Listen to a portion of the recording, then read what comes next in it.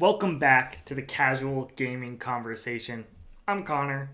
That's Nick. This is your weekly gaming podcast from Co-op64, where we come at you with our hot take, one big major topic, and then we ended out with a draft at the end. We got some good ones for you. We're drafting Nick's dead. We're drafting video game genres this week. Your third-person shooters, your JRPGs, your puzzle games, all of that. It's going to be fun. We're breaking down the releases of 2024 and talking about what we're excited about, what we're looking forward to, what we're not looking forward to. It's going to be a fun pod. How you feeling? Other than the fact that I'm definitely still sick and we have a potential 30-hour stream coming up in 5 days, I'm feeling great. We're shooting this on New Year's Eve, so this is going to be a little bit of a time capsule, 5 days before it gets posted, or 4 days before it gets posted. And yeah, so sorry if my throat gets a little hoarse throughout this. Sorry if I have to cough real quick. But other than that, I'm feeling pretty good. Yeah, I mean, like, it's good to be back in swinging content. I missed it during the holiday vacation that we took. I took a week off. And yeah, it's our first podcast in 2 weeks because Nick took the week off. We shot 2 weeks of content in advance, and that was fun.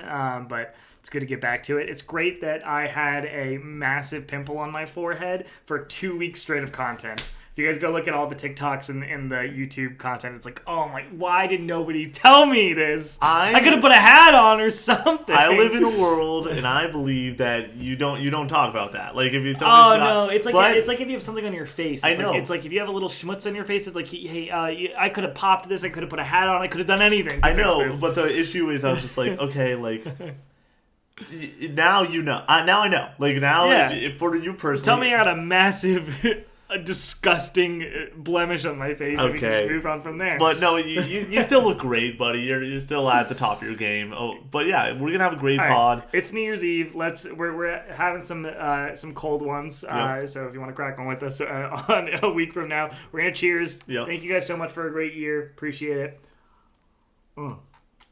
And let's get into it. I have a question first. Yeah. You ever put ice cubes in your beer? No. I did when I was... I know Nick Scarpino did that back in the day. Oh, I did not know that. Oh, he was talking about being like by the pool for like bachelor parties in Las Vegas, and being like, okay, you have the next day where you're kind of like just kind of winding down after going hard on that Friday night. Saturday, you're in the bodega by the pool, and the beer's just not cold enough. You got to throw in some ice cubes into the Coors Lights. I was like, what is this man saying? Here's the thing, I used to do that, and it used to be... You used to do that? Not like that exact scenario, but like I used to...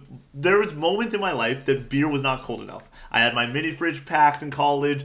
Maybe I should not have had ice cold beer in there. But my roommate was 27, so it was a little like there was beer always in there. And so sometimes it was in the closet or something, and all of a sudden you roll up to play some Smash and Smash with your buddies, and it's like, I need some ice cold beer. You throw a couple of cubes in there. I now know, just put beer in the fridge. But like back in the day, I was like, why not? So I like my beer cold. It was sue me. No, but it's already so close to water if you're drinking a light Coors beer. Light. Yeah, it's like it just ruins it. It makes it kind of disgusting, not gonna lie. Yeah. All right, so I want to talk about what we've been playing a little bit here. Do you want to do that after the hot takes? For me, it's simple. I literally, the last thing that I have touched was playing Tears of the Kingdom last night, and other than that... You booted up Tears? Yeah, I booted up for literally like an hour just because I was like going in between editing, watching football, editing, playing Valorant with you guys, editing, and then I booted up Tears. I couldn't sleep too well, and then I did content stuff for January 5th.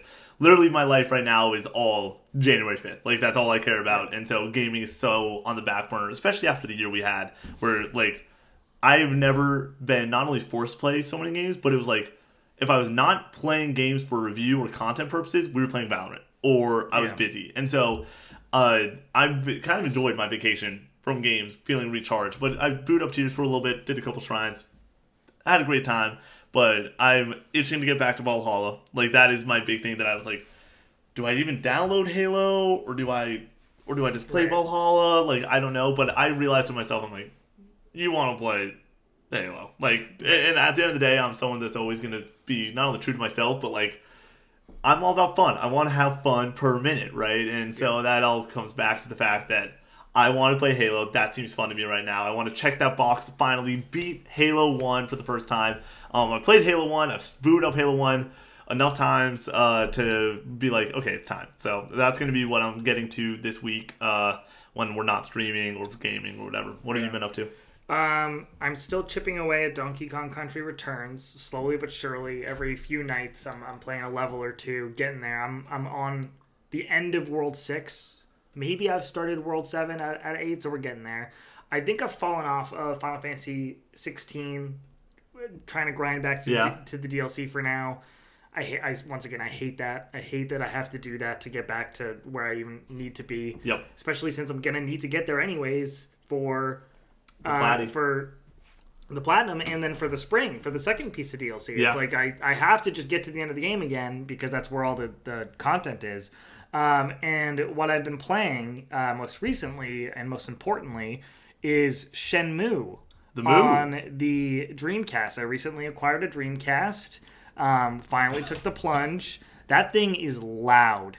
That might be the loudest console I've ever heard in my entire life. Because first of all, the fan is loud, just like the hum of it is loud, and then the noise that it makes when it's reading the disc when it's like loading something sounds like a buzzsaw. Yeah. Like it's really crazy. I remember you giving me a call and just throwing me on speaker and me being like, "Are you running through a wind tunnel right now?" And you're like, "Nah, it's just a dream." It's loud. So I plugged in headphones into my CRT and that helps it quite a bit. But I'm playing Shenmue. It is a fascinating video game. I don't fully understand why this game is so beloved. It is strange. It has some of the worst English voice acting I've heard in my entire life. Yeah. It is hilarious. It is so bad that it's funny and comes back around to kind of being charming. So there's that aspect. The fighting is sparse so far. I'm about 2 hours in. And the fighting mechanics are fewer and further between. You're not playing as a brawler by any means quite often, but when you are, it's this is exciting. Most of the time, you're just going from location to location.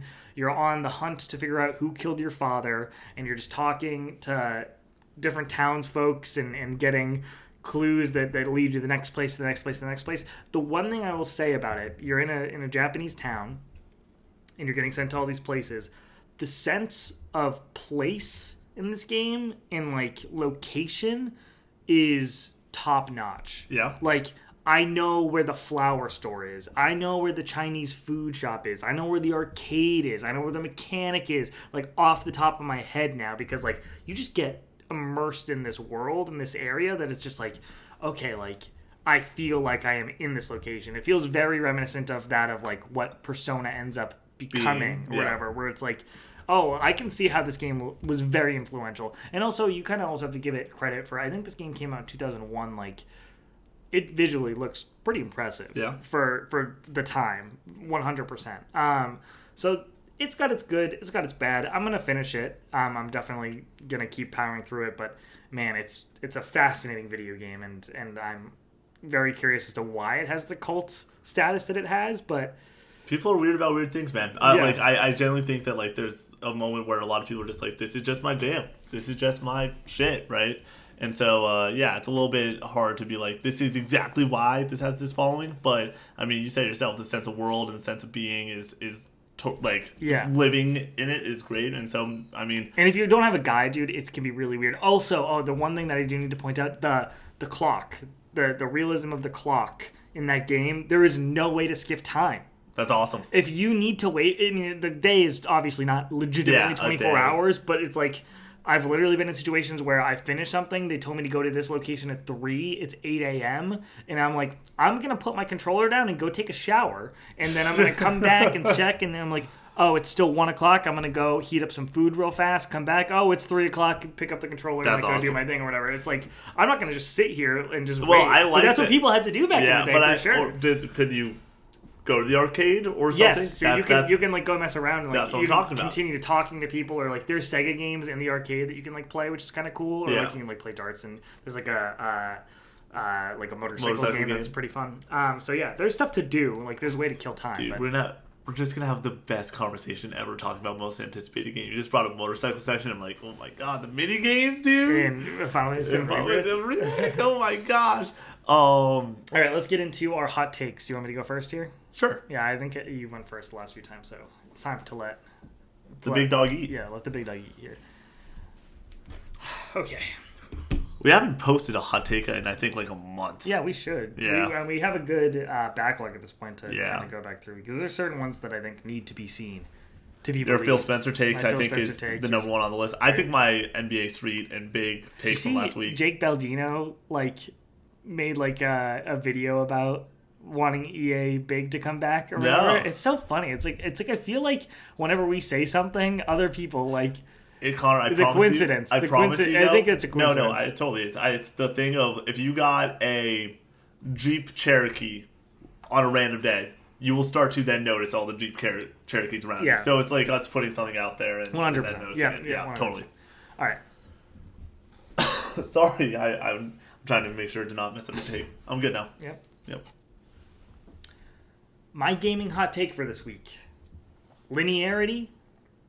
Not a dirty word. Shouldn't be a dirty word. I like my linear games. It's fine when games are linear, and I feel like in the mid to later 2000s, it just became this dirty word. If this game is linear, oh, it's just too linear. It's like, oh, it's a tailored experience with a focus on story and making the experience tight and isn't just filled out with a bunch of useless garbage. Oh, that's a horrible thing. It's like, can we just accept the fact that games like Uncharted, The Last of Us, even like God of War, Final Fantasy 13, Final Fantasy 10 is very linear. I like it just well. like, this great game.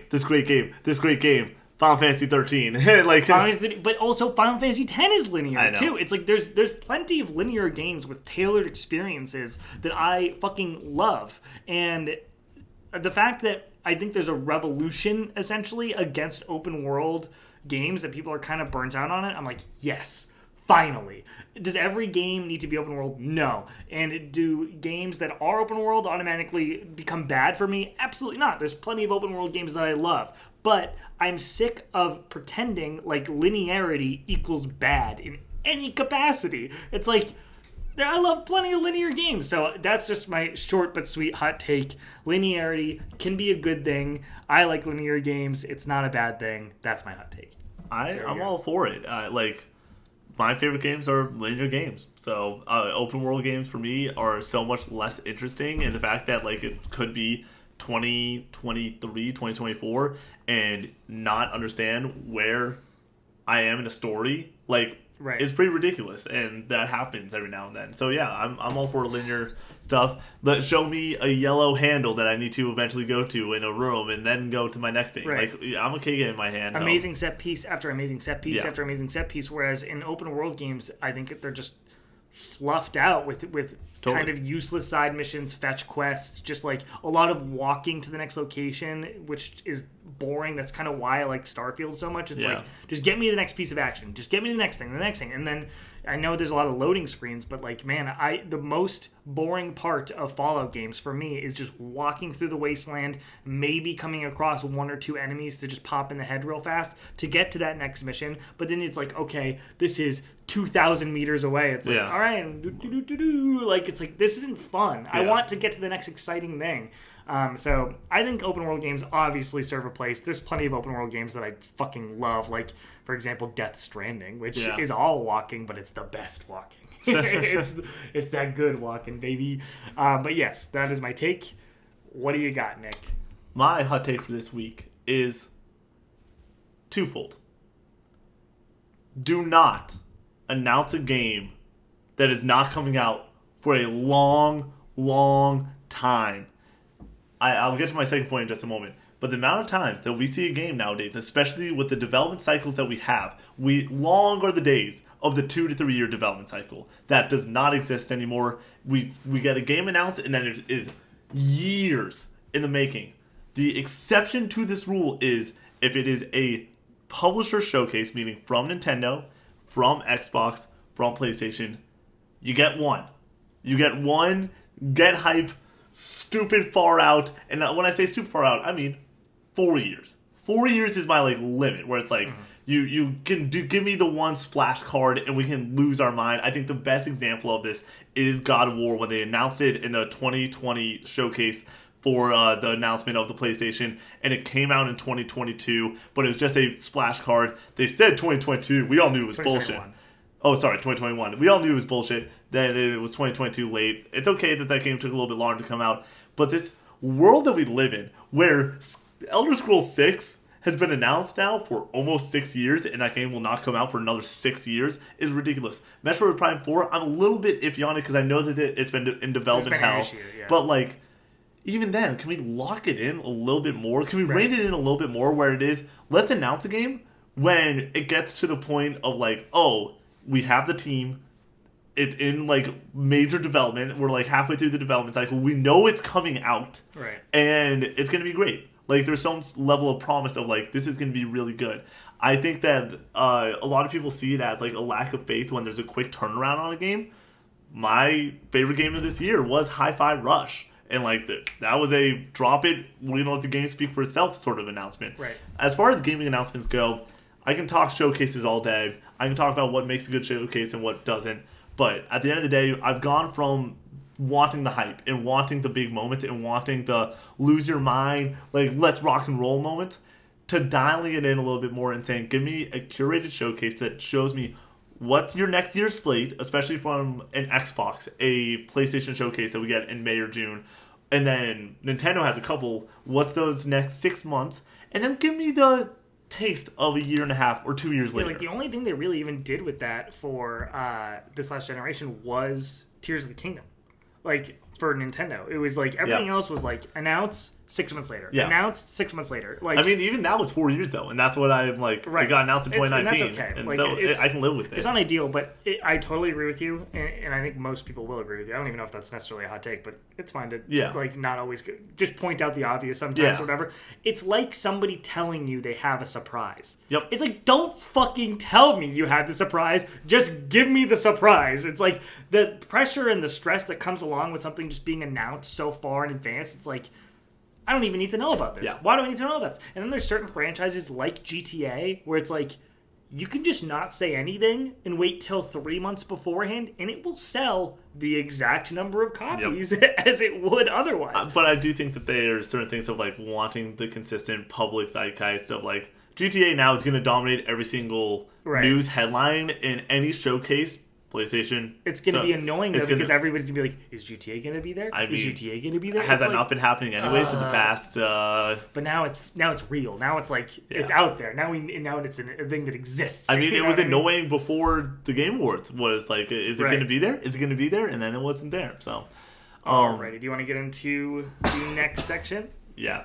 You want to take a little sippy sip? Yeah, no, I've been sipping and hanging and trying to get through this a little bit. All right.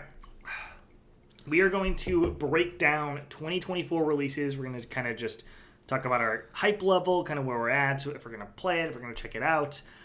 Kicking it off with the earliest game coming out this year that might pique our interest, Prince of Persia: The Lost Crown. If we aren't able to get codes, I'm buying it myself, and I'm going to play it, and we're going to review it. Yeah, so we are reviewing this game for sure. Can't wait. I think it looks great. The people who've played it, the people who've touched it, say it plays great. Yep. And this is the Rayman studio, I think. I might be talking out of my ass there. I've heard this. Yep. But if it's the Rayman studio making a Prince of Persia game, it's like, fuck yeah, I know the platforming is going to be elite. The combat, you hope they have some level of understanding. Those trailers show that they have a large understanding of what they want to do with this game and what they want to do with this character. Come on. I know people want another Sands of Time. They want another 3D Prince of Persia game, but like, I feel like this is a good concession. Like, you probably weren't going to get that, and now you're getting at least something, and it looks great. So like, let's just take what we can get here. Can we be honest and just be like, this is as good as it's probably going to get. Yeah. Prince of Persia, Sands of Time remake, if it happens eventually, it's going to be a long, long time. Jeez, I forgot about that. Let's just rock and roll with this awesome 2D Metroidvania type that looks the part. The platforming, the slashes, that like up A move that you're going to go in God of War, Blades of Chaos, double flip up an enemy. I'm like, let me play this game. Like, just let me get this game on my giant-ass screen and have a great time. Oh, this is a Switch game for me, for sure. Oh, I know it's going to be a Switch game for you and just hanging out, but, like... I just want to be able to play it on the go and bang out some missions at work or whatever when I have my downtime. For me, though, I'm going to be locked and loaded. That's going to be a game that, I don't know if it comes out on a Friday. If it comes out on a Friday, I'm going to beat it in 2 days. It doesn't give me... it just says January 18th. It does not give me a... I'll pull up the calendar. You go to the next game. Like a Dragon, Infinite Wealth. Nick and I are not Yakuza people. I really would like to be a Yakuza person. It is daunting, though. And if I do get into it, I'm starting with 0. I'm getting in on 0. Comes out on the 18th? Yeah. I believe there's early access on the 11th, but that's a Thursday, so I have 3 days to beat it before we have to review it. Gotcha. So yes, Like a Dragon, I would like to get into this, but this kicks off the JRPG swath that is coming down the line for that next month after that. It's gonna own so many games. Nick and I will both not be checking it out. If I do get into the Like a Dragon series this year, I will start with Yakuza 0 and then Kiwami and then go on from there. So it would take me a long time to get into Yakuza. I want to, though. It seems right up my alley. No, it's good. Like, it's one of those that for crazy streams in the late future, I'm like, let's just play every Yakuza game. Every Yakuza game, let's just do it. one stream. weekend. One stream. Not one weekend. 1 month. we just play all of them. We just stop when the subathon stops. We will play for months. We will live, eat, and breathe Yakuza. That'll be great. Then we have Tekken 8 after that. You're more interested in this than I am. Nick's more of a fighting guy than I am. But I'm interested in it. Yeah, we're going, like, and this is part of wanting to throw it on the January 5th thermometer and do a fight night. I realized playing MK1 that I really fucking enjoy fighting games. Yeah. Like, I enjoy fighting games way more than I thought I enjoyed fighting games. And not just the understanding of, like, oh, like, I'm having a good time, like, going through this story and living in this world with these characters, but I'm having a great time learning these combos and feeling more and more powerful in the same way that I like. That's more satisfying to me than building out a skill tree and, like, pumping points into something to make my character more powerful. Me learning and unlocking things, that is way more satisfying. Right. So I am so stoked to play Tekken 8. Bandai Namco, please reach out to us and let me review this game early because I want to beat this.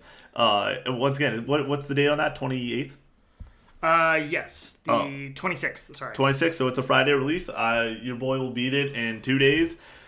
Jeez Louise, we need codes for games. Yeah. Okay.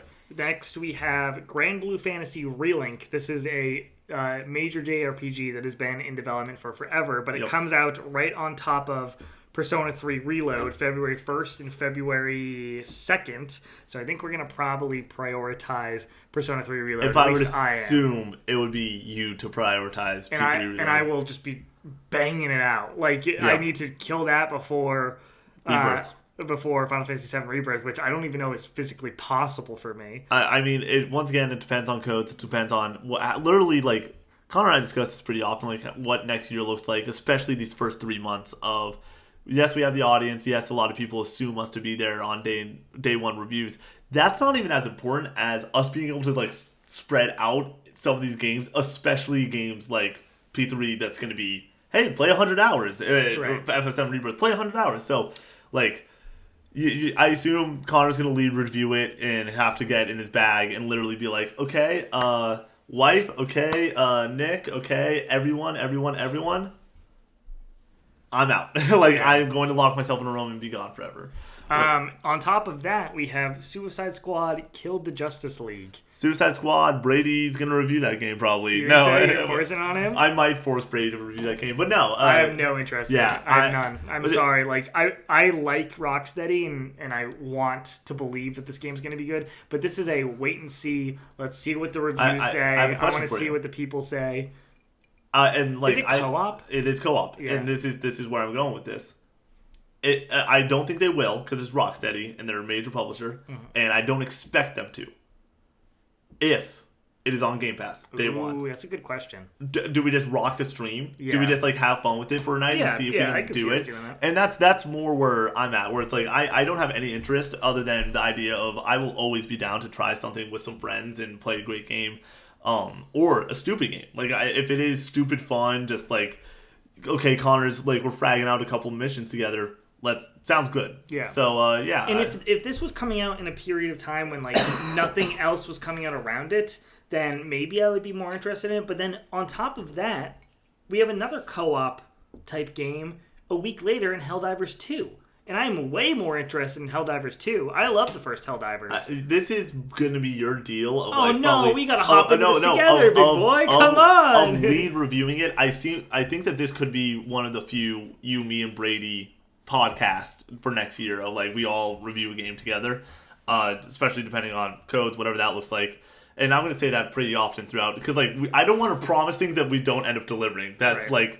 like all you can get from us for guarantees is a Prince of Persia review and a Final Fantasy VII Rebirth review. And most likely a P3 review from Connor. Yeah. Other than that, I don't want to say that like, oh, we're gonna come in and podcast and review this game for the TikTok or anything like that. With that being said, Helldivers is the exact definition of what I was talking about before. Let's party, let's have a great time, let's hop in, let's get stupid, let's rock and roll. Dude, it'll be so great. fun. You can shoot your teammates and Yeah. get mad at each other like for killing each other. It's gonna be awesome. I can't wait. That's gonna be. Helldivers is sick, dude. I don't know where we're gonna fit in the freaking schedule for these first 3 months because we're doing all of our fundraising stuff. Like we're trying to build out the year and everything.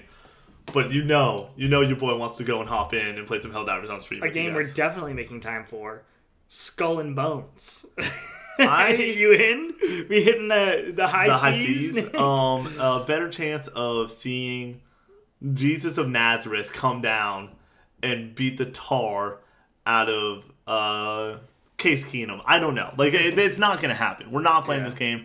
I could not give 2 shits about it, let alone 3 shits. Like it's just. If it reviews well, I might give it a go because I do like the ship combat. Connor, if it reviews well, let's be honest. It's getting like a 50 on Metacritic I for sure. I think that we're hoping that somebody in our Fantasy Critic League, one of the followers, picks Skull and Bones as a joke, and we get to counterpick it. Like that's where my mind's at. It's going to be. We don't know enough about this year. That's like one of the only guarantees. Like that's definitely coming out. Coming out? Well, actually, let's be honest. Is it coming out?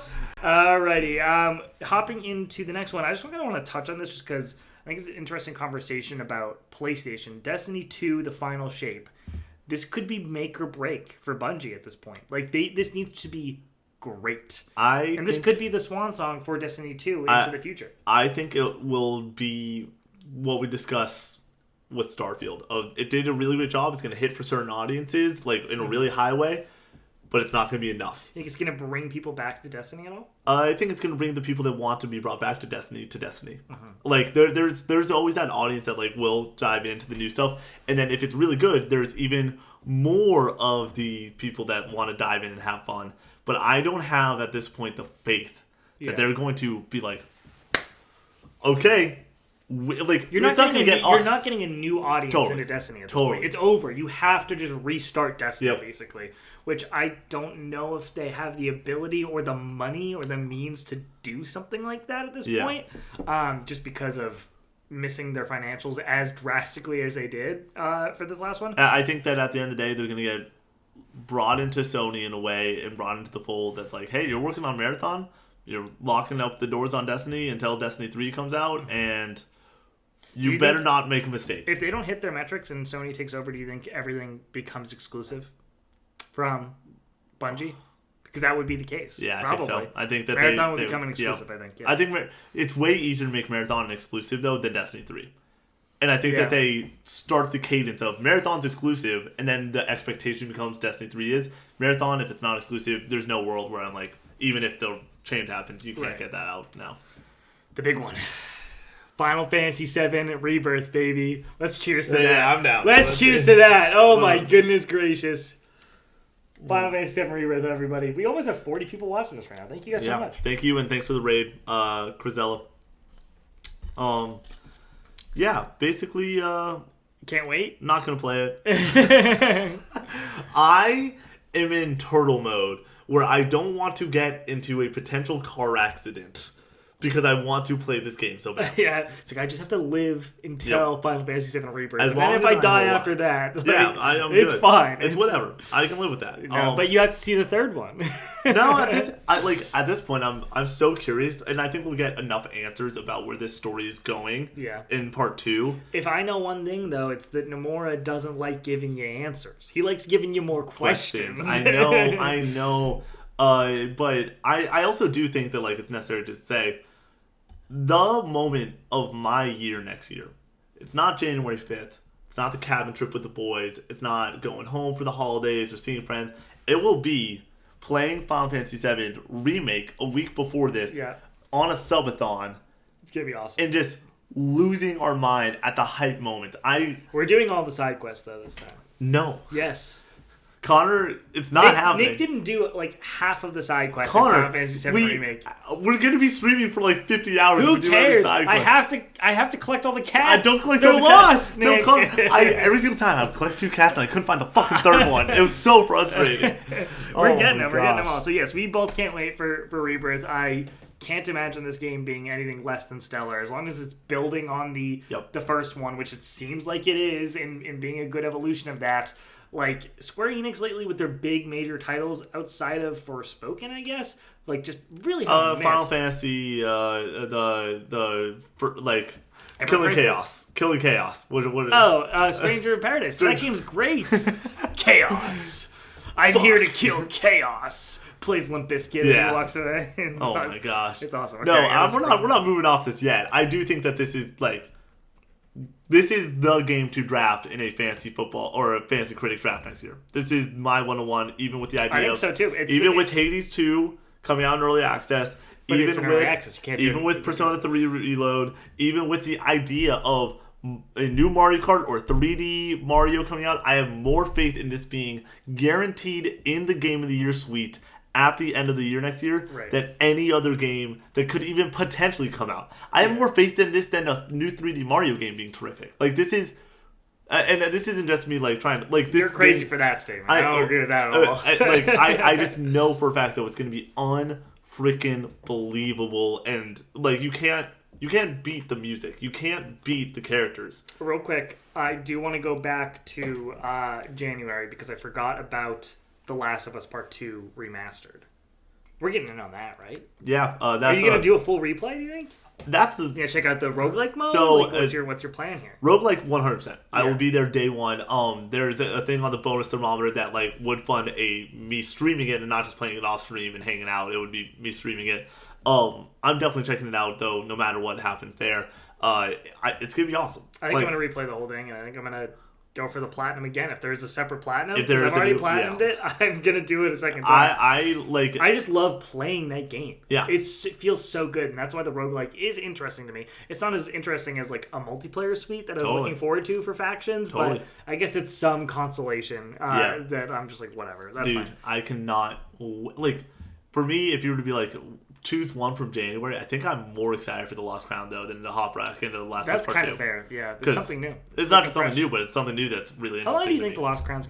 Prince of Persia: The Lost Crown's... Under 10 hours. Yeah, that's perfect. Yeah. Honestly, under 10 hours, $50. 40 $50 bucks, I would assume. I think that's there's pre-orders up. Can somebody in chat check if there's pre-orders up for The Lost Crown, Prince of Persia game, and see what the price is on that? Thank you. And with that, we're going to move on to Unicorn Overlord. You heard about this game? You familiar with it? Right over my head. Vanillaware. They make 13 Sentinels Aegis Rim. Nice. Yep. They are well beloved. I have not played Aegis Rim. It is towards the top of my backlog. I would really like to play it, but this game, it looks excellent. I think a lot of people are going to be excited about it and hyped about it. Not on my docket currently, but I just wanted to give it a little shout out there. Cool. Alone in the Dark. David Harbour, the guy from Gran Turismo and Stranger Things. You like how I said Gran Turismo first? Yeah, I was like, you're a nerd. So and somebody else, some other. By the way, MK 64. Hey, 64. Says it's $50. So $50, count me in. Easy buy. Easy buy. 12, 10 hours. I'm cool. Yep, totally. So I think that game's gonna be bad, but I am curious to see how it is received for Alone in the Dark. Dragon's Dogma 2. This game fascinates me.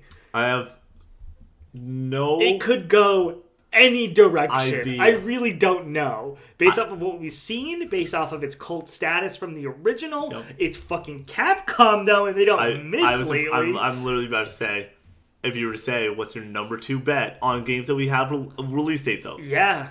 It's Dragon's Dogma 2. You think so? More so than P3. What do you think it clocks in at for Metacritic?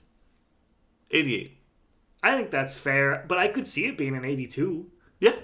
Like, I think it's just gonna get... I know it's an action. It's more of an action RPG. Okay, but real quick, Larian fucked everything up with Street Fighter 6, Resident Evil 4, both above 90s in Metacritic. Yeah. Like, these are... Capcom right now has such a pulse on what gamers want and need. I expect the like convenience of life stuff to be there. I expect the story to be there. Like, we're talking about something that like they don't miss right now. My faith in Capcom is through the moon. Their stock went completely up this year in my mind of like, oh, they're really, really good at making freaking good games. So now it's like they are one of the best publishers out there right now. They understand what they're doing at such a high level when it comes to making great games. And the financial reports that they expect from this game is unbelievable for them to be like, yeah, this is going to be like one of our highest selling games of all time. That's wild that they said that, because we all thought it was Monster Hunter for the first quarter of the year. But like, it's like, if they think this is going to be their cash cow for this year, it's like, wow, like, you gotta have a lot of confidence in it. I am curious to see what they have for the second half of the year. Yeah. Could it be Resident Evil 9? No. What else could it be? I think we got one this year for just Capcom. one. Oh, I think, and they've always. It feels like they always have two. It feels like they always have two, but I think that it's a next year we get Wilds and we get 9. Oh, that would be a great year. That yeah. Then you get a remake, but we've had a Resident Evil, I think, every year since Resident Evil 7 of some kind. 2019 was 2 remake. 2021 was 2 remake. 2022 was 3. Wait, no, 2019 was 2 remake. 2020. Well, I'm talking about 7 though. Where does 7 slide in here? 17. Okay. So no, I'm talking about since 2. Oh dang, that was a big gap. No, 2019 was Resident Evil 2 remake, and then so there's 1 year break in there. 2020 was not 8. 2021 was 8. Oh, let me break it down. 2 remake was 2019. 3 remake was 2020. 2021 was 8. And then 2022 nothing. I guess 2023. Yeah. Okay. All right. But it's always felt like it. It's like the Resident Evil has been flowing. Yeah. And I expect we get 9 2025. Yeah, I think Dragon's Dogma 2 is going to be great. I have no experience with this series so far. I would like to check out and kind of get my hands on Dragon's Dogma at some point, just experience that going into this, but there's no way. I feel like there's not enough time, so I might just dive in. I might be a poser, total Dragon's Dogma poser, and just hop in and just see how it goes. I can live with that. I like, if I were to once again guess, this is March now, March 20 something. We're at March 22nd. Yeah. I would expect that both of us. Big day. Is there another one coming? There's 2 more on the same day. Anyways, I expect that you are lead reviewing this, and I'm able to not play this game. So we also have Princess Peach Showtime, the Switch Princess Peach game. If that's also right, is Metaphor? Is that also that day? No. Okay, never mind. But yeah, I'm stoked. I'm stoked to play this game. Because I think that Nintendo, when it comes to these creative games, don't really miss too often. Whether it be your Luigi's Mansion or your Captain Toads or like these different things that aren't just your core Mario games. If it's in the Mario-verse, it's going to be good. It's going to be a fun time. I'll probably either review it or we'll have Brady review it, or like it might be a secondary thing. But like, this game is going to be awesome. I think it's going to be a guaranteed 8 out of 10 experience. Yeah. Really great, super fun. Let's have an awesome time. I don't know if I have personal interest in it, but I think it'll be fun. Yeah. Also, Destiny 2: The Final Shape. I'm using GameSpot for this. Yep. It's listed twice, in the June release date is definitely correct. Yep. Because it got pushed. Yeah, I know that. Yeah. So it's coming out June 4th. So just take everything we said about that previously and move it to June 4th. Which also good for Sony to get some more first party throughout the year, because I think that we're gonna have some conversations. I think at the end of this about certain details. Right. Continue. Rise of the Ronin, same day, March 22nd. I'm playing Rise of the Ronin over Dragon's Dogma for sure. Same. Just it fits my niche a little bit more. The non-open world. But also, if one of them reviews way better than the other, and we aren't getting review codes at this point, and we just are going off of what everybody else is saying for like what I might be interested in. Okay, let's be honest. Which one's going to review better? If you were to be like, which one of these two? If I had to put money on it. Yeah, if I had to put $100 on it, which one reviews better? Dragon's Dogma. So 100%. I would bet the house on it, dude. Capcom versus this like like Rise of Ronin, Team Ninja. We have make good games though. They make good games. Neo's but, like, great. Neo, I understand, but what we've seen, the first trailer looks really great, and then the second one's like, all right, this is like this just it's all flash, no substance. We're Dragon's Dogma 2. I'm like Dragon's Dogma 1. What, like, can someone look at what Dragon's Dogma 1 has on Metacritic for me? Thank you. Chat, you guys have been terrific tonight. I'm going to a new list because I feel like we're missing stuff.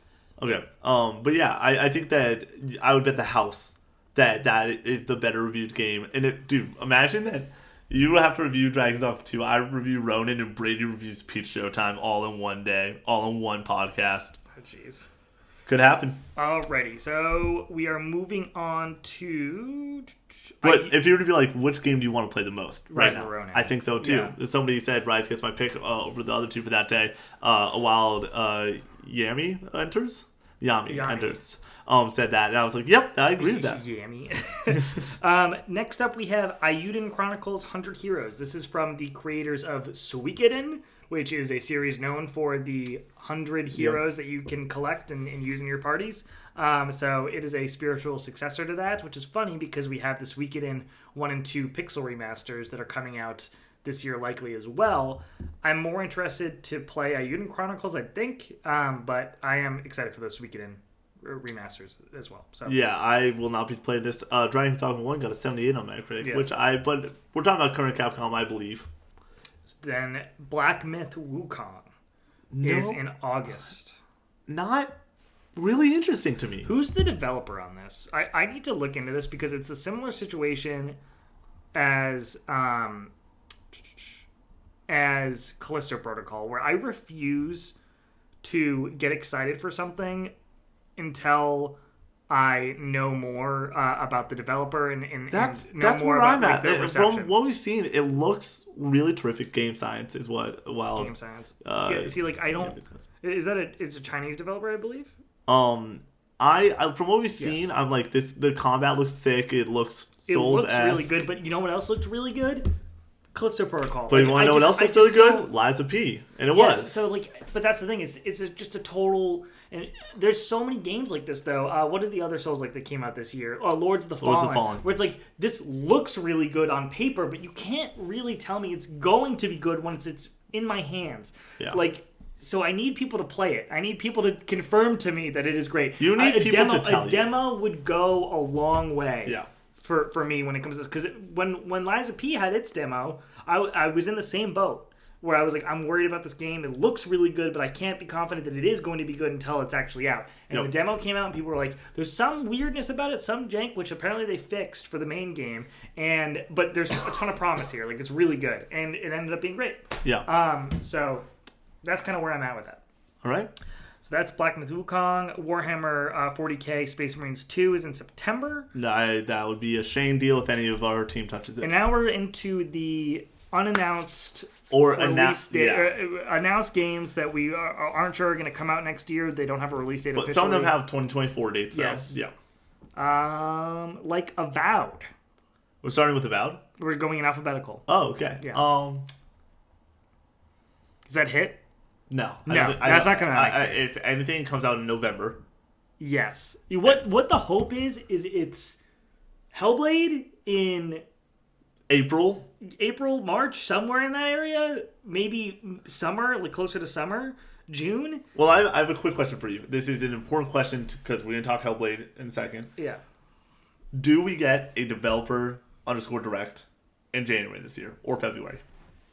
Seems like it would be a good time to do it just because you have so many people who are seemingly ready to go. Yeah. You know what I mean? Like, they got to be close. Like, where's the Vow team? Where is the Hellblade team? And then where are these other question marks of like... Where is Indiana Jones with Machine Games, but even then, because the developer direct was mostly stuff we knew about. It was Minecraft Legends, it was Forza, it was Redfall. It was a lot of games that we knew details about, but like we didn't have... It was Elder Scrolls Online's next update, and then they came with Hi-Fi Rush as that one thing. If they just wanted to sit down with the Avow team and the Hellblade team for 30 minutes and be like, get one of those games slated and dated and then confirm Avow 2024, count me the fuck in. Yeah. I'm down for that. I don't think we get it, and I think that the next time we hear from Team Green is in the summer. With the showcase? Yep. and you get like a random trailer. Because there's no way Hellblade. They would have to announce that Hellblade is delayed. They've only said 2024. I know, but they would have to announce that it's further out or like say something. I think that we got confirmation at the Game Awards by them not putting a date on it and not coming out with a press conference immediately after the fact. It's late next year. Or it's not first 4 months. Or they're waiting till they're really confident in the date. Drink some water. I have no water left. Do you want to take some time? Talk. It's beer time. But yeah. Clear your throat. We are moving on to Concord. Flies in my room. I don't know, man. I don't know anything about this game necessarily, other than there's a burger that looks real good. It's a live service game. It's Fire Sprite, right? Fire Sprite? Yeah. Or Fire Walk? Some Sony first party that hasn't put out a game yet? No, Fire Walk is because you walk up the mountain and they did the... so it's Fire Sprite. So it's Fire Sprite, yeah. Yep. This is possibly one of 2 Sony first party live service games that we are ever going to get from the Jim Ryan era. I would say the Jim Ryan press conference. I think that is what it will be known as forevermore. And that's pretty sad. Like, I really kind of bumps me out that this, like, never got going in a way that we could believe in. But once again, it all comes back to the conversation we had a couple weeks ago of the one that we could legitimately believe in, that you could say, this is going to come out and be quality, the trust was Naughty Dog. That trust is now completely out the window. Now that it's just this random team that we don't really have full trust in, I don't believe it. I don't believe that this is going to come through and be something spectacular and be something that, like, becomes a Sony forever game. Right. Even, I think that... They could. I know. They could, though. And as someone that, like, on our team plays a lot of the third-person FPS type of stuff, like, I want to care. I will definitely give it a shot. It's Sony, and it's... We know it's third person? What? Do we know it's third person? No, but even first person. I assume it's some sort of shooter. Yeah. And so... Next up, we have Earthblade from the Celeste studio. We're all going to play it. Guaranteed. We're all going to play it. 100%. I feel like it's a guaranteed banger.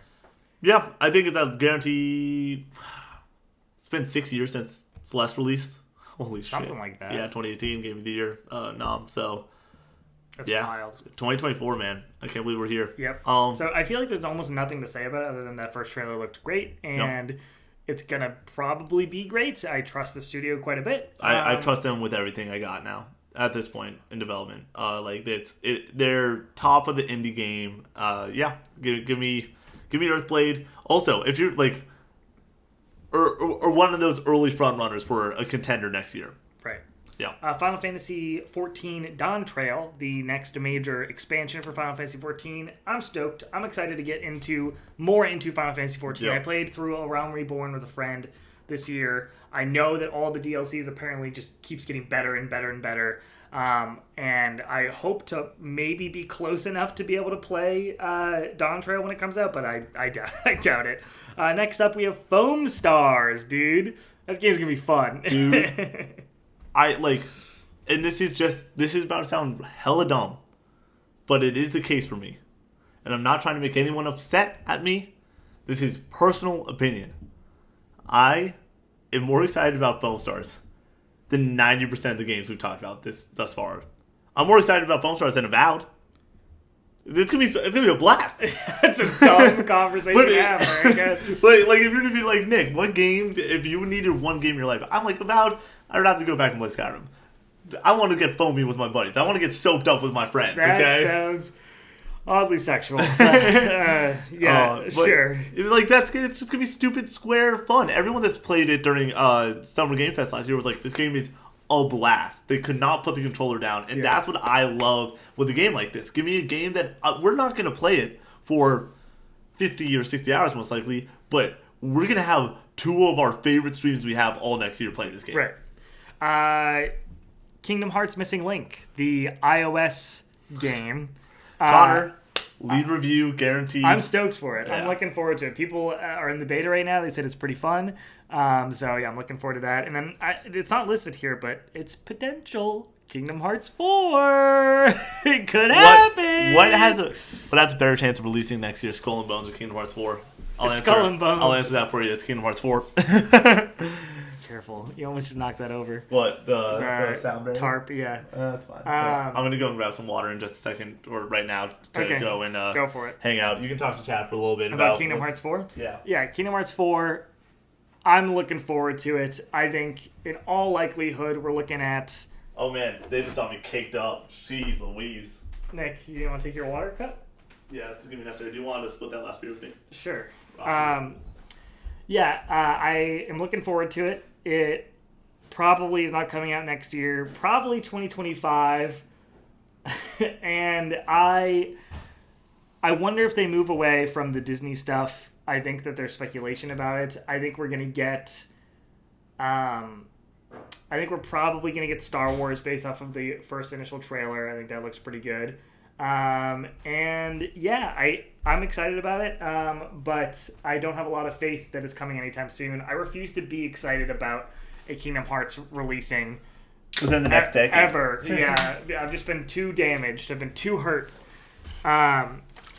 We are having beverages. If you're coming in here late, chat. And I apologize for anybody watching this on YouTube later because we are doing a more casual...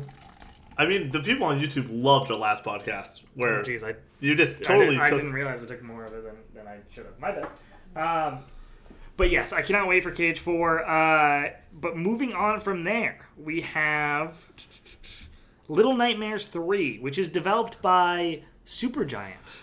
I'm really excited for this game. It's going to be awesome. Yeah. Thought you were about to say Little Devil Inside.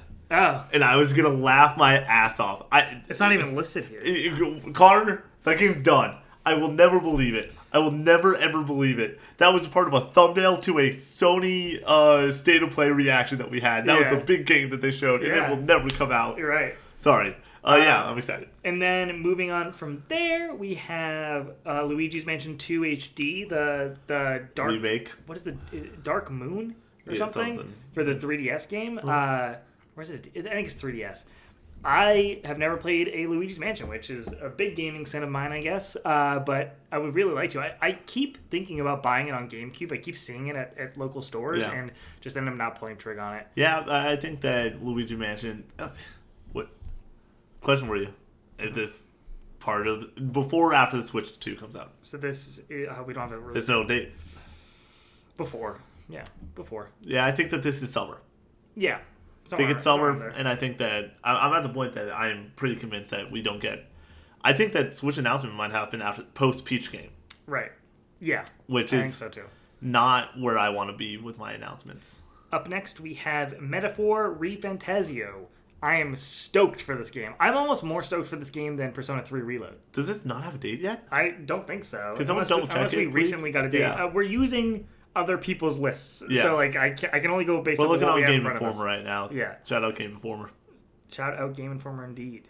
Octopath Traveler 2 is officially coming to Xbox. I did not know that. But that's cool. It's coming to Xbox Series X and S at some point this next year. Following up on that, but do you have anything else to say about... Metaphor, I think, is going to be a game that we both review. Which, when it comes to the Persona-esque Atlas games, the assumption on my end is... oh, that's Connor's deal. Like, I will get to take a break or be playing other stuff during that time period. I think that there's going to be a gap. It's going to be summerish time for this to come out. And, that's right. Q4? Yeah, I think there was talk about later Q4? this year. Okay, well, either way, I think that we're going to be able to sink some hours into this, have some fun, both play an Atlas I can't game. wait. I think it looks fucking amazing. Refantasio. And it's the Persona studio. Yeah. Like, they haven't missed in 3 decades, basically. That they don't miss. Paper Mario: The Thousand-Year Door. How are you handling this bad boy? On my Switch 2. Yeah, you think it's definitely a Switch 2 game? Yeah. I am so convinced that this is guaranteed a Switch 2 game. I think that we are at the very, very end of everything, which is also my theory of Mario next year is we only get... I don't think we get 3D Mario next year. We're gonna finish up this conversation with a Nintendo talk. Yeah, but let's get think through what we got. Okay, fine. So yes, I think it is Switch 2. I think that it is day one Switch 2. I'm not playing this game until I beat the copy that I bought on I know. GameCube. Can you beat Super Mario RPG also before you play that too? Right, Jeez. exactly. I refuse to buy the game on their original console and then not beat it before playing the remake. Yep. Because then it just becomes like a worthless Experience. entity. Though I didn't have that with Resident Evil 4 earlier this year, so there is situations. But an RPG feels a little bit more like you can't really change that much about it. Excuse me. Up next we have Replaced. Do you remember this game? It's like a pixel? Yeah, it's all pixelated. It's like I don't really even know how to like an atmospheric like adventure game that is dripping with style and music and sound. Like it looks really fantastic. I don't really know like exactly what the gameplay is. I'm sure that it's in trailers, but I saw it and I was like, I've seen enough. I don't need to know anything else. I think it looks fantastic. So yeah, I'm all in. That's Xbox too, right? Yes. I believe it's Game Pass. Yeah, we'll play. I think it's only announced for Xbox and PC. Yeah, I think we'll play it for sure. That's going to be a scheduling thing on our end, but I think that it will not only be played, but I think that you and I have some general hype around it. Right. We've already talked enough about Senua's Saga, Hellblade 2. Not on this podcast. Really? I want to double back on it. We haven't talked. We talked about the release, but we haven't talked about the game. I feel like every time we've brought up Avowed, we've talked about Hellblade. It's just talking about Xbox 2023. Yeah. Yeah, I think that it for me the latest trailer did what I wanted to, and you think that they're hiding some stuff? I think they're hiding it. That it's not as good as. Why are they showing half a second of gameplay and then cutting the next section? Why can't I just see gameplay? I mean, they gave us 5 straight minutes of gameplay, but it just wasn't what we wanted. Gameplay. No, 2021, we have 5 minutes of running. Oh, that looks horrible. I mean, that looks like boring as fuck. Like, I mean, it doesn't look as exciting as I want it to, but I want it to be a video game. You know what I mean? Like, you like fucking Death Stranding. Well, Death Stranding has the most exciting mechanics, gameplay of any game that I've ever played in my entire life. You don't understand that. It's amazing. On the sticks. Not my entire life. That was hyperbolic. I'm just saying, you don't know until you get your hands on the sticks. And what they did was showed me that this game is going to be visually beautiful. It is going to need to be played on a Series X. A Series S will not be able to cook this thing. You think so? They'll put it out on it. It just will be a worse experience. Yeah. I hope to have a very nice PC at that point. Yeah, and I'm stoked for this game. Like I believe most likely if I were to be like, one of us gets to lead review it, or I think that my score will be set first on a review like that, which I'm excited about. Star Wars Outlaws. Yes! Yeah, I'm in. The only thing that scares me about it is that Massive just put out a game. Yep. They just put out Avatar. And then, so they clearly have 2 studios going, which is new. It's weird to have the 2 separate studios at the same time. But from what we've seen for Star Wars Outlaws, I'm like, I'm in. I'm very much in. That showcase that they had at the Ubisoft showcase, like, we got to see it announced at Xbox. Yeah. But then they come back in the gameplay, like, that game could be somewhat early next year. I'm not saying early, but it might not be November. Or I think it's probably a fall game. My question, though, is Assassin's Creed Red, which I don't know if it's on the list. It's not. But we can have the where they're both projected for next year. Where do they line up? Right. And how, like, so I think they've done like an October and November type of deal. I know, but what I'm saying is, like, could we get one of those in September, please? And if so, let it be Outlaws, because I really want to play that freaking game. It looks awesome. Great. I can't wait. Yep. Do you just hear all those cracks? No. My entire body just broke. It was great. The Wolf Among Us 2. Does it come out? I hope. I don't think so. I love The Wolf Among Us. It is the best Telltale series in my opinion. Yeah. It's my favorite. I think The Walking Dead, that's why The Walking Dead is represented on my list. That's kind of like a 1A, 1B situation where it's like, it's The Walking Dead or The Wolf Among Us. But The Walking Dead obviously continued on and had multiple seasons that kind of bolstered a little bit. But The Wolf Among Us, man, like, please come out and please be good. That first season is amazing. It's immaculate. It's immaculate. I hate to say it, but I believe that it's going to be a situation that next year is just going to be bad. And certain things are going to get pushed. And I think that one gets pushed. Right. So I hate to say it. All right. World of Goo 2. Do you want to goo me up, dude? Yeah. I think that it's going to be good if it comes out next year. I think that's Switch 2. Visions of Mana, which was announced. That looks good. Secrets of Mana, 2025. Yeah, it's 2025. I don't think it's coming out next year. Hades 2 we didn't discuss. It's apparently Q2 this year. I think that is the other front runner of like what could be great and really blow our socks off and be something that like is special in a major way. Good chance of winning Game of the Year next year. Yeah. Have we? So I feel like we went over Xbox potential. There's one last game. Yeah. Connor.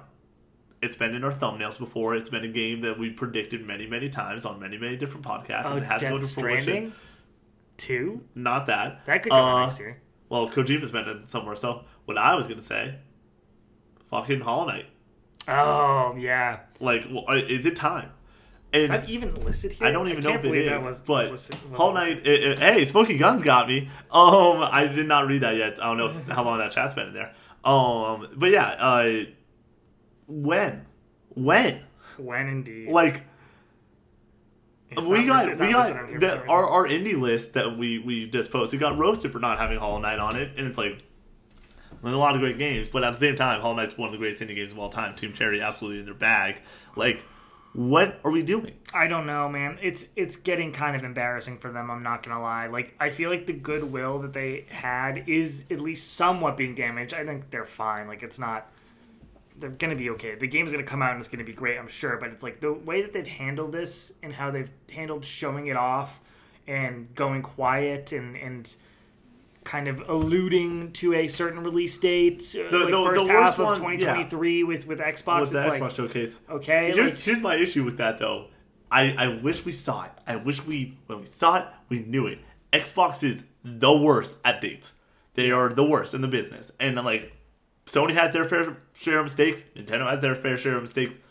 Xbox has no grasp on dates and release schedules. And they have not for the past 5 years. Yeah. And so we should have known when it was shown at that Xbox showcase that this just would not have been it. And I am rooting for Xbox, that I want it to be great. And like all these things, like, please understand that I'm rooting for them. But it's one of those things. It's one of those things, though, that... So there was some inkling of a... time frame for it to be included in that showcase, and this is the first half of 2023. Yeah, and even somebody doubled back and said, "Wait, is Hollow Knight include that?" And they said, "Yes." It wasn't even like inkled. It was like you said I have an inkling that like I don't even know what the tense of that would be, but it was like presented in this way, and it's not. They made a mistake, and the fact is that it will come out, it'll do gangbusters, and it will most likely be one of the greatest indie games of all time. But I'm saying, like, so there was some level of it's close for them to be able to say that, and then it's clearly not 2023, so like you have to imagine it's early-ish 2024 at this point. I am on board at this point, and we'll have the Nintendo conversation, but I think that when we see the Nintendo console, it's part of that conference. Interesting.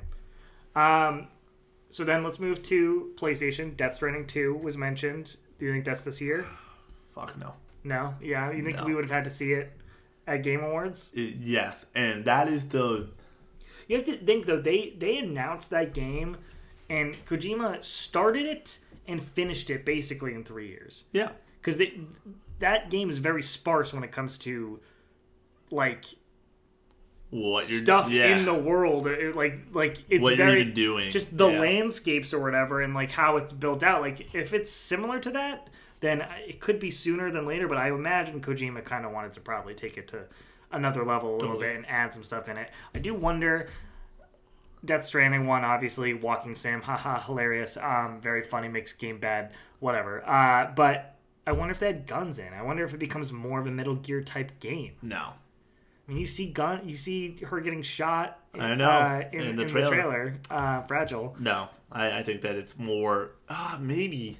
It could be a good evolution of the franchise to add some. There's some stuff in there, some basis of shooting when you're trying to deal with the other porters, I think is what they're called. When you're trying to deal with them and get around them, like you have like guns to like be able to like wrap them up, but you don't kill anybody. So, like, I do wonder if they try to, like, mix that in a little bit more. Do you think it's next year? I like to think so, yeah. I think that's got to be part of the slate. We did not name a single Sony first-party game. Concord. Oh, yeah. That counts. It counts. Yeah. If that is the case, if that is all we get, God help our souls. Moving on to, any more PlayStation? Do you want to speculate? Ghost of Tsushima 2? No, not a chance in hell. Why not? No, Why not? It's possible. That is a game that will get announced at the end of the Sony showcase this year, and we did talk about Rise of Ronin. Check out the YouTube pod to go and double back on that conversation. Right. But it got announced, and it will be the end of 2025. I think that's fair. And then, so I think that's a fair conversation about PlayStation. Yep. I think we could still get an Uncharted game. I think it's possible. And I'm waiting on it quite a bit. Oh, also, Assassin's Creed Red. Yep. Yeah, Yeah. I hope. I think when we do our draft for our fantasy draft, I could see myself drafting it late. Yeah. And just I don't know if it would be late. I think that's more guaranteed than certain There's things. a lot of things like a 3D Mario game that I think you could draft pretty early in a draft and just cross your fingers that it is in fact real. You have to imagine it is. Connor, what's more real? Mario Kart or 3D Mario? New Mario 3D Kart. Mario. 100%.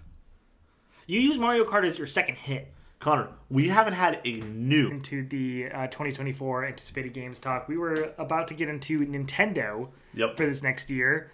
How are we feeling on the potential of a new 3D Mario game, a new Mario Kart? What are we launching with? What are we thinking? This will be a discussion we have many, many times on this freaking podcast, and I'm excited about having this conversation, but man, it kind of sucks that we just don't know yet. Right. I think that we get 3D Mario. Mm-hmm. I think that Mario Kart, though, is more likely. Yeah. Even with the fact that Could you get both? It's hard to imagine that they don't want to come out in a similar fashion that they did with the Switch. Because it worked so well. It worked so well. And So everyone said you're nuts. Everyone said you're only going to give us one game. Are you freaking kidding me? And they're like, it's a really damn good game. And they're like, that's a good point. Right. So you do Mario 3D Mario to launch, and then a month or two later you do Mario Kart. Bing bang boom. Not a month or two. Why not? That's what they did with Mario Kart 8 and Zelda. Yes. But it was 8 Deluxe. It's hard. I would want to... Mario Kart... This next Mario Kart on the next Switch is going to be the highest selling game on the Switch. Yeah. Right? So it doesn't matter when you put it out. You almost don't want it to compete with whatever comes out launch lineup. Does it get drafted? Metroid Prime 4. No. It I should. feel like you can't be confident in it at all. Like, I don't feel confident in it. I know, but it should. Does it get drafted in new Donkey Kong game? No. Does it get drafted in new Animal Crossing? No. It's these two games. Yeah, it's Kart and 3D Mario. I think that's a fair take. Yeah, and then also third parties or whatever. Yeah. If this console is in fact as powerful as a PS4, which I've seen some TikToks recently of people being like, oh, it's going to be as powerful as a PS4, so like last gen PlayStation. It's like, dude, do you know how good games look on the PS4? So good. Like, Red Dead Redemption 2 looks better than any game that's on PS5 just about. It's so good. So then if that's portable, that's amazing. Like, we're golden. Yeah. Like, that's all you really need. Chad shouts out maybe F-Zero and new Star Fox. I could see F-Zero just with them trying to bring it back a little bit with 99. That's possible. We're overdue for a new Star Fox, but they tried it with Zero. People hate Zero. Like, yeah. I wonder if Nintendo sees that and they're just like, we're just not even going to bother anymore. But I think they're done with it. Yeah, they might be. Like, they should toss it to somebody else, is what they should do. I just don't know how you do it. Excuse me, chat. I don't know how you do it well. Nobody's making these kind of games anymore, it feels because they don't sell. Yeah. Like, Microsoft Flight Simulator is the best you got, so. Is that what we're comparing Star Fox to? A game where there's flying, I don't know. Like, Star Wars Squadrons looked awesome, but it didn't sell well enough. I thought it sold decently. Yeah, but not well enough where it's like, we're getting another one. Yeah, that's fair. All right, do we want to close it out there? Anything else? Any other major titles? That I'm sure we missed stuff. This is a key thing to come back to, though, is when, like, going into next year, this will get brought up on predictions, I know that, but when do we get the Switch 2 announced? I assume next year we get 3 directs. It's coming out in summer. That's my prediction. That's what I'm saying. So you're saying when's the first direct? February, March direct? Yeah. And we get it announced there? Yes. No, I think you get a similar trailer to... We've already had this discussion. Yeah, a similar trailer to the Switch release, where they had a bunch of people playing in the car and on the rooftop and next to the basketball court or whatever, and then you get a release date shortly after that with a direct or like a showcase type deal like they did last time. Do we get a showcase and no direct? No, I think they're just gonna always do directs from here on. I think the day of showcase is over. That was a weird showcase anyway, so just like fuck it, like just make it normal, just make it like tailored. Yeah, we know what. At the end of the day, it's like show us the system and then show us the games, and I think the PlayStation like. That June showcase that PlayStation did needs to be studied. Like, they just nailed it so well from first-party, third-party creative games, a whole suite.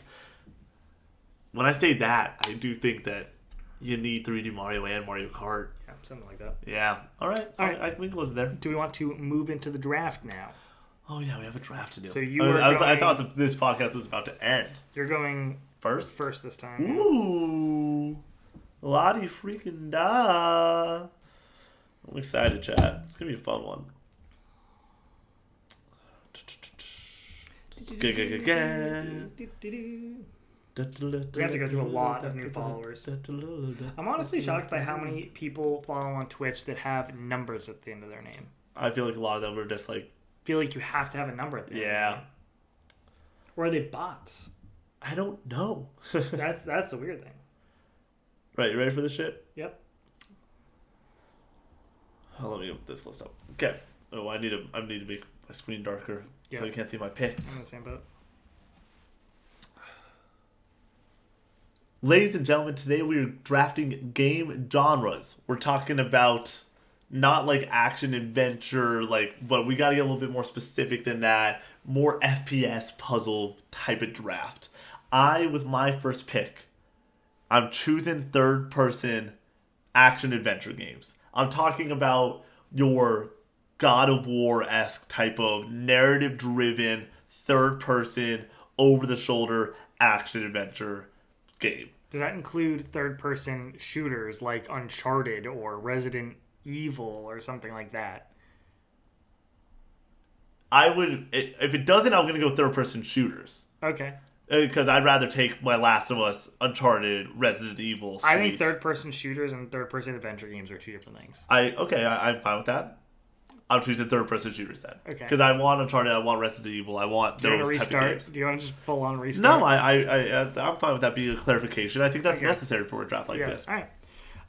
With my first pick, because you all saw it coming, we're going JRPGs. Just cozy, just comfy games. Slide into an amazing world, get immersed, amazing characters, turn-based combat, action-based combat, if it doesn't matter. Love it. Just absolutely love me some JRPGs with my first pick. Second pick, we're going 2D platformers. And this is an interesting conversation to have because does this include your Hollow Knights, your Castlevanias? Because I would say yes in this scenario. 2D platformers, Mario, Sonic, Castlevania. It was the number 2 on my board. I do agree. Yes, I think that counts. Even like a Mega Man, I would think would fit in here. Yeah. But there's the shooting in that game is like a main mechanic. Well, it's the same as Castlevania or Metroid. Yeah, for 2D Metroid. Okay. So yes, we're going 2D platformers with my second pick. Great. I'm going to come in with an interesting 1-2. I'm going to go with Battle Royales. Was my number 2 pick. This guy is throwing, dude. Sorry that there's people that just dump, 50,000 hours into Battle Royales like myself. Genre. Yeah, dead genre. Yeah, Fortnite that is just shuffling money right now is a dead genre. You're not. Anyways, now I'm taking Battle Royales. It's one of the best out there. And then I'm going to pair it with first-person shooters. I'm taking FPS games, your Valorant, your CS, your Call of Duties. You can't beat it. I adore a lot of these games, and I think that a lot of people put us in a box as creators, being like, oh, they mainly talk about story games, they mainly play story games. Some of my favorite gaming memories of all time are FPS Battle Royale moments, and Fortnite's one of my favorite games of all time, and Call of Duty Black Ops 1, 2, and 3 are some of my favorite games of all time. I couldn't leave this draft without those two genres, so that's going to be my pick. With my third pick, we're going to go Souls-likes. Your Bloodborns, your Sekiros, your Liza P's. This genre just keeps getting better and better. Elden Ring, the crown jewel of the genre at this point. Love me some Souls-likes. We're going Souls-likes with my third pick. With my fourth pick, we're going to go Western RPGs. Your Bethesda games. Wait, but I drafted third-person shooters. Yes. And first-person shooters. Okay. So what is Fallout then? A Western RPG. No, it's a third-person or first-person shooter. You don't get... No, it is not. No. It is deeper than that. No. It Yes, is it 100% a third-person or first-person shooter. That's No, what it I is drafted. not. Chat, let's hear No, it. that is what I drafted, sir. Western RPG is a different genre than third-person and first-person shooters. No. Oh, Yes, it I is. disagree so much. I thought I was getting Fallout. You don't even need to shoot in Fallout. You can use VATS the whole time. That's like saying you don't need to shoot in Resident Evil. You can just use a knife the whole time. That's not the same thing. But it sounds exactly like the same thing. Get in the comments. Fine. Okay, I won't draft it then. Because it's a third-person shooter. All right. With my fourth pick, we're going to go action games. Yeah. We're going to go like your Bayonettas, your Nier Automatas. So that there is some crossover there with like JRPGs and stuff. But I love me some hack and slash goodness. Your Devil May Cries. Shout out Devil May Cry 5. Love that game. Action games. I'll give you Ep.17 in that conversation too. Sure. Yeah, I'll take it. So I have 2 picks left. Uh-huh. I'm going with 2 picks that are near and dear to my heart. I just hope you don't pick the one that I'm looking for. I won't. You do not care about either of these things. Okay. The way that I care about these things. I'm going to pick racing games with my next pick. I could not live with myself if I did not get Forza Horizon and Mario Kart. Like those things are like 2 of my favorite games of all time. Yeah. And then I will go and close it out with fighting games. I can live without Smash Bros, MK, and Tekken for the rest of my life You're gonna get a crowd behind you for sure for both of those picks. I just don't think you get the freaking nerds that I'm looking for. No, I think I do who get the love nerds. their JRPGs. Cool, yeah, like you can have JRPGs. It's funny. I think I just drafted like some of the more broader topic, like I have battle royales. Like there's a huge battle royale audience and everything. But like I have Halo, I have Forza, I have Mario Kart, I got Tekken 3, and Metal Gear Solid. So like I love my team. I got everything that I need for my gaming experience. You got a little bit of deeper systems. I lost my beautiful boy, Final Fantasy 7 Remake in this draft, but I can live with it. It's okay. All right, I'm down to 2 potential options here. I'm down to puzzle games, and I'm down to rhythm games. And I think that I'm going to go rhythm games. I love me some Rock Band and Guitar Hero. I love me some Amplitude. It's a deep genre. There's plenty of different rhythm games out there, but the crown jewels are such a... Oh, jeez. The crown jewels are just such a high upper tier that I think that it pushes the genre forward. I want a new Rock Band. Give me a new Rock Band. Yeah, for me, rhythm games were on there. Yeah. I can't imagine a world where I'm doing this as part of my life without Rock Band. Yeah. Like, it is just so core to our fundamental love of fun per minute. It does not get higher than rhythm games. And so, great pick. Awesome. That's done. I was trying to get through that without coughing over your pick. I think Nick's dying. Do not let me talk for 3 hours on a podcast. You sound stuffy. You sound stuffed up. Yeah, I'm stuffed up. Yeah. All right, I think we're going to wrap it up there. Thank you guys so much for popping into the casual gaming conversation. For those watching live, appreciate you quite a bit.